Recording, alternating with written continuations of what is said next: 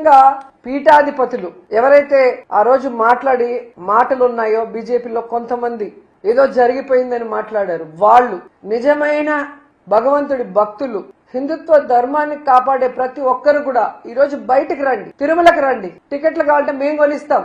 Train లో వచ్చి భజనలు చేసిన వాళ్ళకి వచ్చి మాట్లాడండి. తప్పు జరిగిపోయిందని మాట్లాడారు కదా, తప్పు జరగలేదని ఆ రోజు నుంచి మేము చెప్తున్నాం. ఈ రోజు తప్పు జరగలేదని ప్రూవ్ అయింది. రిపోర్ట్ వచ్చింది, క్లియర్ కట్ గా రిపోర్ట్ ఉంది. ప్రతి పేజీని చదవండి, ప్రతి అంశాన్ని పరిశీలించండి. తప్పు చేసింది చంద్రబాబు నాయుడు, పవన్ కళ్యాణే తప్ప జగన్మోహన్ రెడ్డి కాదు. జగనన్న ఉన్నంత వరకు ఈ రాష్ట్రంలో కాదు, బయట రాష్ట్రాల్లో కూడా టీటీడీ ద్వారా ఎన్ని టెంపుల్స్ కట్టించాం, ఈ రాష్ట్రంలో టెంపుల్స్ అన్ని ఎలా రెనోవేట్ చేశాం, పాతవి చంద్రబాబు నాయుడు డెమాలిష్ చేసిన పురాతన టెంపుల్స్ ని కూడా ఎలా కట్టించాం, హిందుత్వానికి ఎంత గౌరవం ఇచ్చారు జగన్మోహన్ రెడ్డి గారు.